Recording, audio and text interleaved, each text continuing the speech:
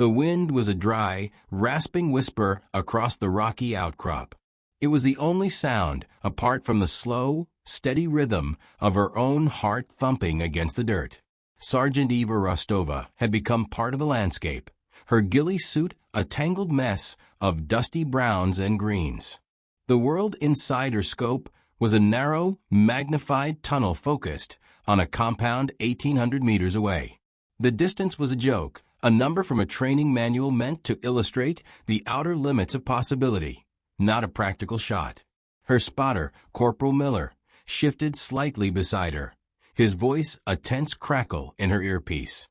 "Eva, the crosswind is gusting to 12 knots. The mirage is boiling. This is not a good idea. Abort." Eva didn't answer. Her entire universe had shrunk to the crosshairs dancing over a dusty window frame. Inside that window, a figure moved. The high-value target. The man responsible for orchestrating a dozen attacks on coalition forces. The convoy of aid workers was 30 minutes out, rolling directly into his trap. This was the only shot. She exhaled slowly, half the air leaving her lungs. Her finger rested lightly on the trigger. The calculations Miller was reciting were correct, but they were just numbers. They didn't account for the feel of the rifle stock against her cheek, the subtle pressure of the earth beneath her, the way the heat haze seemed to shimmer in a specific, predictable pattern. She didn't fight the wind. She listened to it, feeling its rhythm as it sighed through the valley. It was an instinct, a deep, unshakable certainty that felt less like a skill and more like a memory. The figure in the window paused, presenting a clean silhouette. Time seemed to stretch, to bend.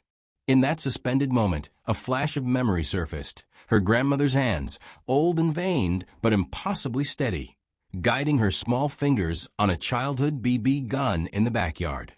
"You do not fight the weapon, Dyavushka," the old woman's voice echoed in her mind, soft but firm. "You breathe with it. The rifle is an extension of your will. The bullet already knows its path." The memory solidified her resolve. Her will was for the bullet to fly true. She pulled the trigger. The crack of the rifle was a violent tear in the desert silence. The recoil was a familiar, solid jolt against her shoulder. For a long, heart-stopping second, there was nothing. No sound from Miller. No reaction from the compound. Just the lingering echo of the shot fading into the wind. Then Miller's voice, thin with disbelief, broke the silence. "Stand by." A longer pause, filled with the sound of his own rapid breathing, as he stared through his high-powered spotting scope. "Target down." "Eva, confirm target is down." His voice dropped to a whisper, laced with awe and confusion. "How in God's name did you do that?" The wind, it should have pushed it 30 feet. Eva slowly relaxed her grip, her body trembling with the aftermath of adrenaline and intense focus. She didn't have an answer for him. She just knew that in that moment, it had felt right. It had felt like something she was always meant to do. Back at the forward operating base, the debriefing was a surreal experience. The initial relief at the mission's success quickly curdled into a palpable atmosphere of skepticism. The intelligence officers studied the ballistic data, their expressions grim. "Sergeant," one of them said, tapping the report, "according to every calculation we have, that shot was statistically impossible with a standard issue M2010. The variables were too great." Eva sat straight in her chair, repeating the same simple truth. "I saw the shot, sir. I took it." But her words sounded hollow even to her. They wanted formulas, data points, a logical explanation. All she could offer was a feeling, a ghost of a memory, and an accuracy that was, by every measurable standard, unexplainable. The looks they gave her weren't of admiration, but of deep, professional suspicion. The silence in the small, windowless room was heavier than any gear Eva had ever carried. The initial, fleeting pride she had felt was gone, replaced by a cold knot of tension in her stomach. The two officers who had debriefed her had left, their polite but firm nods doing little to mask their disbelief. She was alone with the hum of a cheap fluorescent light and the growing certainty that she was not being treated as a hero, but as a problem. The door opened without a knock. The man who entered carried an air of authority that needed no introduction. His uniform was crisp, his posture ramrod straight, and his eyes, the color of flint, scanned the room before settling on her with an unnerving intensity. He placed a single-file folder on the metal table between them. It was thin, but it seemed to contain the entire weight of her predicament. "Sergeant Rostova," he began, his voice calm and devoid of warmth. "I am Major Collins. Your performance in the field has raised questions." Eva met his gaze, keeping her own face neutral. "The target was eliminated, sir. The convoy proceeded without incident. The outcome is not in dispute, Sergeant. The methodology is." He didn't open the folder. He simply rested a hand on it. "That shot, as I'm sure you are aware, defies standard ballistic models. It suggests either access to classified technology or intelligence we are not privy to. An unexplained advantage looks very much like an undisclosed one." The accusation hung in the air, just shy of being spoken aloud. Espionage. Collusion. Eva felt a hot flush of anger rise in her cheeks, but she forced it down. Protesting too vehemently would only make her look guilty. "It was a standard-issue rifle, sir. 0 modifications. I used my training." "Your training records are exemplary, Sergeant, but they do not account for this." He finally opened the folder, glancing at a page inside. "Effective immediately. You are to be reassigned to base support duties. Your security clearance is suspended pending a full review. You will surrender your weapon to the armory and make yourself available for further questioning." The words landed like physical blows. Benched, disarmed, treated like a suspect in her own unit. She was being grounded, her skills, her purpose, stripped away because they were too good. The injustice of it was a bitter taste in her mouth. "Sir, That will be all, Sergeant," Collins said, cutting her off. He stood, his chair scraping against the concrete floor. The conversation was over. Eva walked out of the room into the blinding Afghan sun, but she felt no warmth. The bustling activity of the base, the roar of engines, the shouts of soldiers, seemed to happen at a great distance. She was an island of silence in the chaos. She made the long walk to the armory, the weight of her rifle suddenly foreign in her hands. Handing it over to the armorer felt like a profound loss. Later, sitting on the edge of her bunk in the empty barracks, the isolation pressed in on her. The memory of the shot replayed in her mind, not with pride, but with a desperate need to understand it herself. How had she done it? It was then, in the quiet gloom, that her thoughts turned away from the military and towards home, towards her grandmother. Her grandmother, Anna, had always been her anchor, the one who soothed childhood fears with stories of the old country, stories filled with folklore and a deep, unshakable resilience. It was her grandmother who had taken a restless young girl and taught her to breathe, to focus, to see the world with a patient eye. She remembered a summer afternoon, her grandmother's hands, gentle but firm, correcting her grip on a simple BB gun. "The noise, the distance, it does not matter, Dyavushka," she had said, her voice a soft murmur. "You must be quiet inside first. The stillness will guide your hand." At the time, it had just been a grandmother's wisdom. Now it felt like a clue, a fragment of a much larger truth she had never thought to question. Her grandmother was gone now, passed away just a month before this deployment. The grief, which she had compartmentalized for the mission, now surfaced with a new, sharp poignancy. What else had her grandmother known? What other secrets had she taken to her grave? The mystery of the shot was now inextricably linked to the mystery of the woman who had raised her. The package arrived on a day that felt like any other, a cruel mockery of the turmoil churning inside her. The mundane brown cardboard box sat on her footlocker, a return address from her mother in Ohio. It was a piece of home, a lifeline to a world that existed beyond the suspicion and the stifling confinement of the base. For a long moment, Eva just stared at it, the normalcy of it feeling almost offensive. With careful hands, she sliced the tape.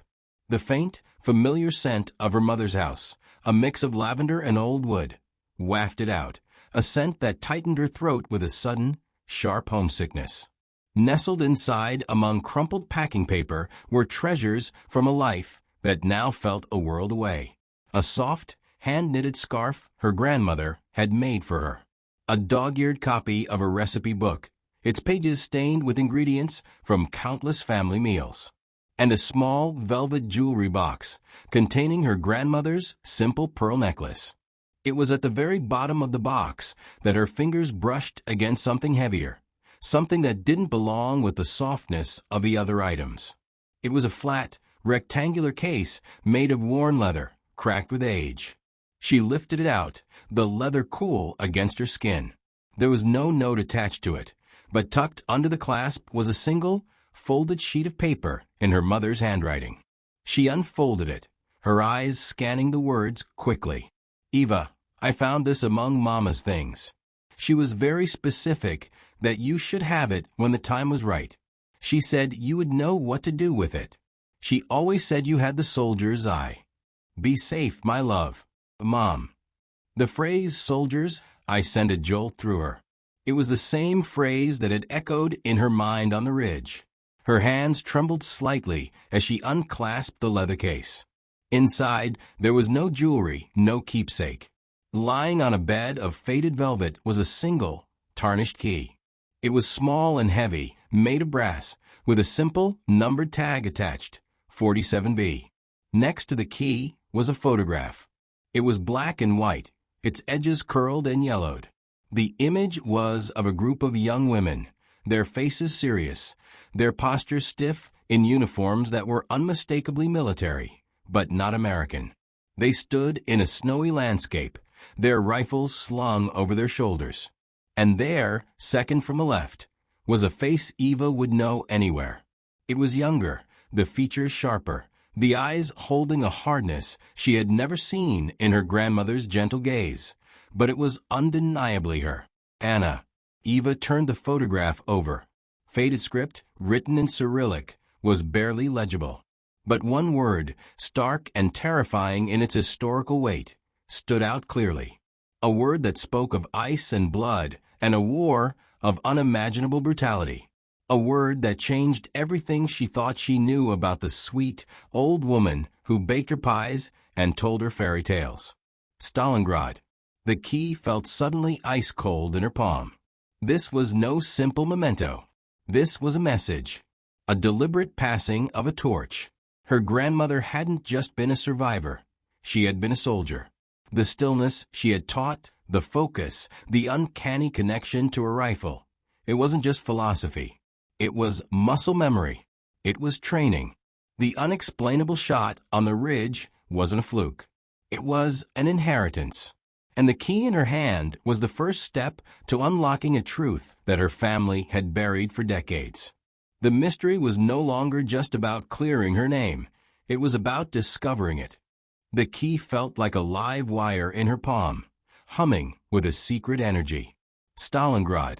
The word echoed in her mind, a dark, historical thunderclap that transformed her gentle grandmother into a stranger. The dusty confines of the base felt like a cage now, the routine duties a meaningless pantomime. She needed answers, and they were not in Afghanistan. Using the limited monitored base internet, she sent a carefully worded email to her mother, asking about a storage unit, about the key. The reply came hours later, a simple address for a facility in Cleveland, and a sentence that sent another chill down her spine. She never talked about that time, Eva.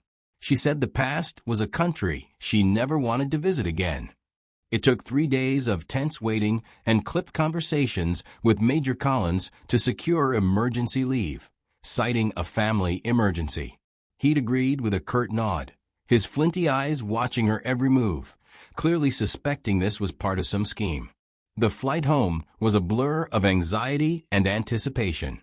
She went through the motions with her mother, the hugs and the tears feeling distant, her mind entirely consumed by the key burning a hole in her pocket. The storage facility was a sprawling, impersonal place of corrugated metal and rolling doors. Unit 47B was tucked away in a dimly lit corner. Her hand was steady as she inserted the key, the metallic clunk of a lock disengaging, sounding unnaturally loud in the silence. She took a deep breath, pushed the door up, and stepped into the past. The air inside was still and cold, carrying the scent of old paper, dust, and a faint, sharp smell of oil. A single military-style footlocker sat in the center of the concrete floor. No furniture, no boxes of Christmas decorations. Just this one solitary chest. It was heavier than it looked. With a grunt, she dragged it into the weak light from the doorway. The latches were stiff, but they gave way with a forceful push. Lifting the lid was like opening a tomb. The first thing she saw was fabric, a coarse olive drab wool. She carefully lifted it out. It was a uniform jacket, meticulously preserved. The cut was foreign, the buttons embossed with the hammer and sickle of the Soviet Union. The weight of it in her hands was immense. Beneath it lay the rest of the ensemble. Trousers, a cap with a red star. This was not a costume. This was the real thing. Her heart hammered against her ribs as she dug deeper. There were notebooks, their pages filled with elegant, Cyrillic handwriting that she recognized as her grandmother's. Diagrams were sketched in the margins, wind calculations, range estimations, detailed maps of a ruined city. Then, her fingers closed around something long and heavy, wrapped in an oil-stained cloth. She knew what it was before she even unwrapped it. The shape was unmistakable. She peeled back the cloth, revealing the dark, well-oiled wood of the stock and the long, cold barrel of a Mosin-Nagant 1890 130 sniper rifle. It was pristine, cared for with a reverence that spoke volumes. This was her grandmother's rifle, the tool of her trade. Lying beside it was a small, felt pouch. She loosened the drawstring and tipped the contents into her palm. A single, tarnished medal fell out, its ribbon faded. But it was the small, black and white photograph tucked beneath the pouch that finally stole her breath. It was a close-up of her grandmother, Anna, perhaps only a few years older than Eva was now. She was wearing the uniform, her face smudged with dirt. Her eyes held a haunting mixture of exhaustion and an iron resolve. She wasn't looking at the camera, but past it into a distance full of smoke and fire. In that moment, the sweet old woman was gone completely, replaced by a warrior. Eva was not holding a family secret. She was holding a soldier's legacy. Sitting on the cold concrete floor of the storage unit, Eva cradled the journals in her lap. The outside world, with its investigations and its suspicions, ceased to exist. She was no longer in Cleveland. She was transported to a frozen hell's cape of rubble and snow, seeing it all through her grandmother's eyes. She couldn't read the Cyrillic script, but she had her phone.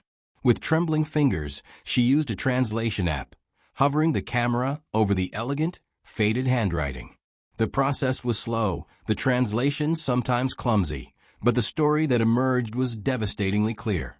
The early entries were filled with the fervor of a young patriot, a university student from Siberia eager to defend the motherland.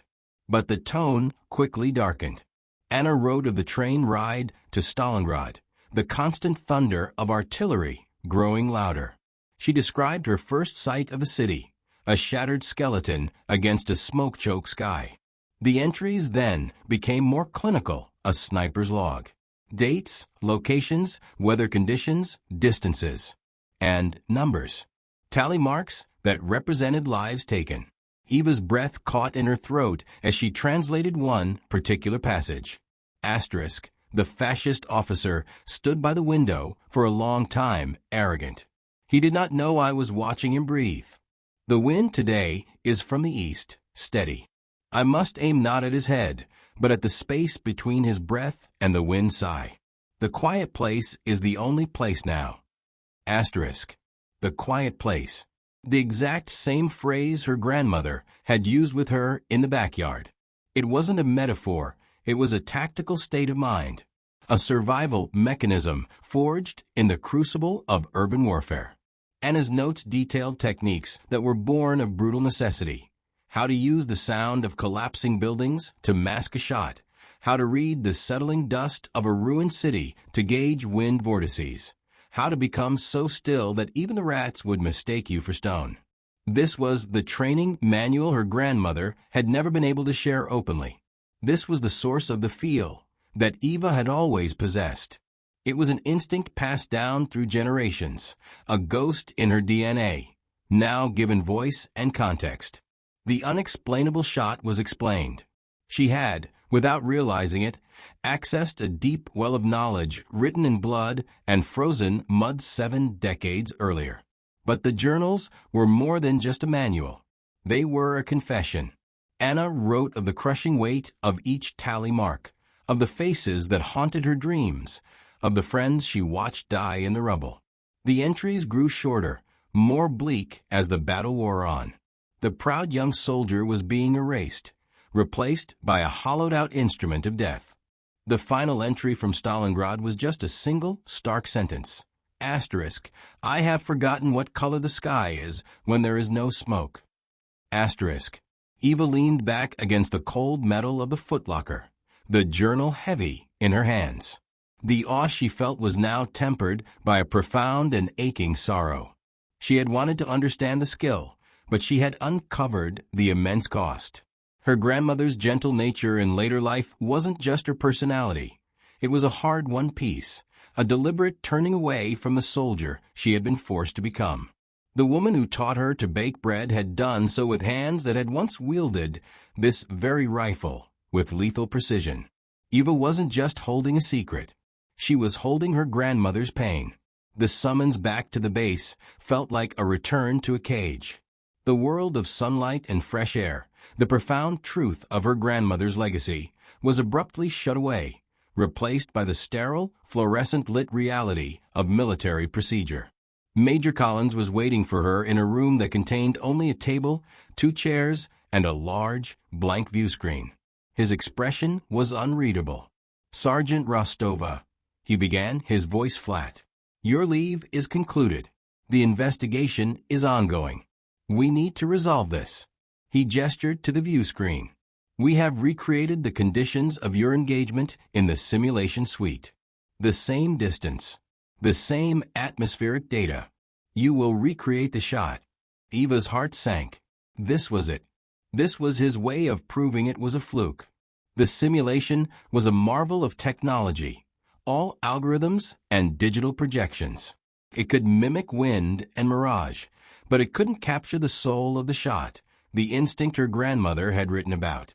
It was a test designed for her to fail. "You will have 3 attempts," Collins stated, his arms crossed as he stood behind her. The screen flickered to life, displaying a photorealistic rendering of the Afghan valley. The target appeared in the distant window, a digital puppet. The readouts on the side of the screen flashed with data: wind speed, humidity, Coriolis effect. It was a barrage of numbers, the very thing that had felt so irrelevant on the ridge. Eva picked up the simulation rifle. It felt light and dead in her hands, a toy compared to the solid, living weight of her service weapon. She settled into a firing position, her eye to the scope. The digital world was perfect, clean, and utterly lifeless. She took a breath, trying to focus, but the numbers on the screen distracted her. Her first shot missed high and to the right. The simulation registered a clean miss. Collins said nothing, but she could feel his skepticism thickening the air. The second attempt was worse. She overcompensated, fighting the digital wind. The shot went wild. Panic began to flutter in her chest. She was proving his theory for him. The truth of her grandmother's journals felt like a distant dream, useless against this cold, logical test. She closed her eyes. The hum of the computer equipment faded. She blocked out the numbers, the sterile room, the presence of Major Collins. In the darkness behind her eyelids, She sought the memory not of the shot, but of her grandmother's voice. She heard the soft, accented words from the journal, translated by her phone in the dusty storage unit. Asterisk, the quiet place is the only place now. Asterisk. She pictured Anna not as an old woman, but as a young soldier in the photograph, waiting in the frozen rubble of Stalingrad. She imagined the cold seeping into her bones, the taste of smoke, the absolute necessity of the next breath, the next shot. She wasn't in a simulation suite anymore. She was in the quiet place. Eva opened her eyes. The digital landscape was still there, but she no longer saw the numbers. She saw the flow of the terrain, felt the rhythm of the simulated wind as if it were a real force. The target was no longer a collection of pixels, but a point of focus. Her breathing slowed. The world inside the scope became still. She pulled the trigger. A single, sharp tone echoed in the room. On the view screen, a notification flashed in bold, green letters. Target neutralized. Lethal hit, asterisk, asterisk. The silence that followed was absolute. Eva lowered the simulation rifle, her hand steady. She turned to look at Major Collins. The stern, unyielding mask was gone. In its place was an expression of pure, unvarnished astonishment. He stared at the screen, then back at her, his professional certainty completely shattered. He had witnessed the impossible, not once but twice. And this time, there was no desert, no external factors to blame. There was only the soldier and the shot. "It seems," he finally said, his voice barely a whisper, "that your methodology is valid." The victory felt hollow. Major Collins's stunned acknowledgement was a professional vindication, but it opened a new, more complicated front. She was summoned to the office of a full-bird colonel, a man with a map-covered wall and a weary expression. Collins was there, his earlier astonishment replaced by a grim pragmatism. "Sergeant Rostova," the colonel began, steepling his fingers. "Major Collins has explained the unique nature of your capabilities. It's clear your skills are an asset we cannot afford to lose. We're prepared to drop the inquiry. Your clearance will be reinstated immediately." Eva felt a wave of relief, but it was short-lived. "We want you to head a new initiative," the colonel continued. "An advanced sniper training program.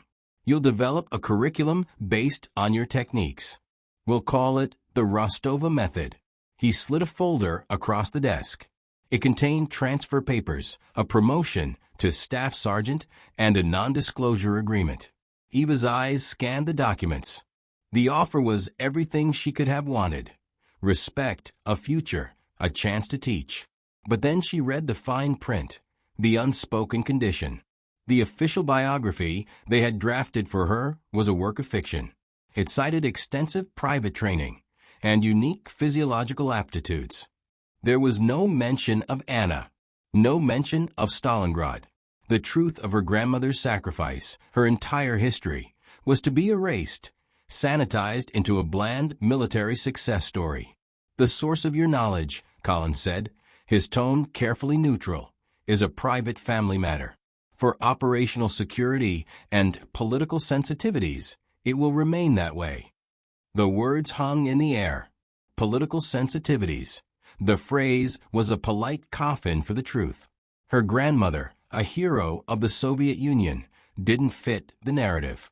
Her bravery was inconvenient, her legacy a potential embarrassment. They wanted the skill, but not the story. They wanted to harvest the fruit, but pretend the tree didn't exist. Eva thought of a footlocker, of the journals filled with pain and courage, of the photograph of the young woman staring into the smoke of a dying city. Anna had spent a lifetime hiding her past, burying the warrior to build a new life. Now, the very institution Eva served was asking her to continue that lie, to make the erasure official. She looked from the colonel's expectant face to Collins's impassive one. This was the crossroads. She could take the promotion, the comfortable career, and let her grandmother remain a ghost. Or she could choose a harder path. "With all due respect, sir," Eva said, her voice quiet but firm. She pushed the folder back, toward the center of the desk. I can't accept these terms. The colonel's eyebrows rose. Collins shifted uncomfortably. The methodology isn't mine to put my name on, Eva continued. It belongs to Senior Sergeant Anna Petrova of the 62nd Army, 112th Rifle Division.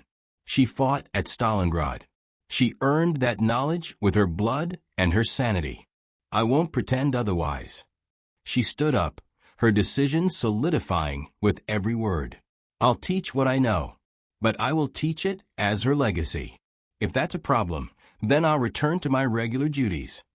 The room was silent. She had thrown a piece of history onto the table that they were utterly unprepared to handle. She had chosen truth over convenience.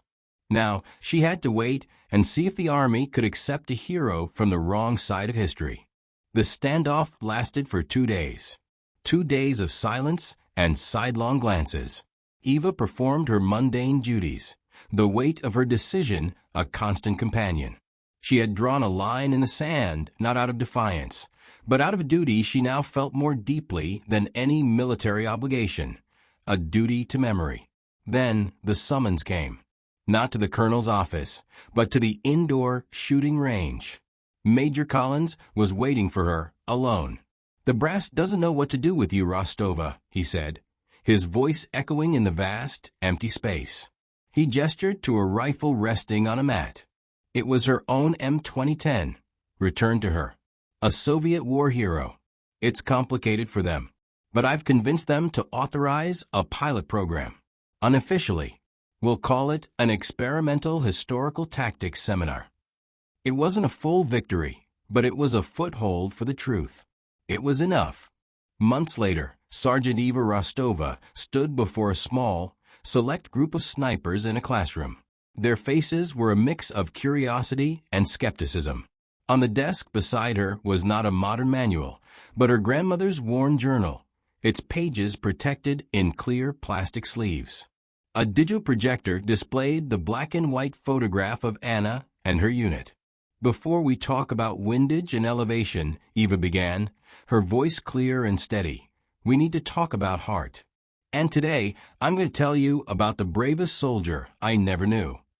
She saw a few eyebrows raise, but she had their attention. She didn't speak of politics or ideologies. She spoke of a young woman in a frozen hell, fighting for survival. She shared Anna's techniques, not as historical curiosities, but as timeless lessons in patience, observation, and mental fortitude. She talked about the quiet place not as a mystical concept, but as a disciplined state of mind. She passed around copies of the translated journal entries, the words of a soldier from another time speaking directly to them. The skepticism in the room slowly melted away, replaced by a deep, professional respect. After the class, as the students filed out, a young corporal lingered. "Sergeant," he said, "your grandmother, did she ever, get past it? The war." Eva thought of the gentle woman in the garden, the smell of baking bread, the hands that held hers so tenderly. "She found a way to build a new peace," Eva replied softly. "But she never forgot. And now neither will we." That evening, she visited the cemetery. The setting sun cast long shadows across the gravestones. She stood before the simple marker that read Anna Petrova. She placed a smooth gray stone, a sniper's traditional marker of respect, on top of the granite. "They're listening now, babushka," she whispered, the wind rustling the leaves in the trees above. "Your war is finally over. Your knowledge will protect others now. Thank you." The words were simple, but they carried the weight of a promise fulfilled. Eva Rostova walked away from the grave, not with an end, but with a beginning. She was no longer just a soldier. She was a bridge, a keeper of a flame that had almost been extinguished by time and silence. The protector's legacy was secure, and in honoring it, she had found her own true purpose.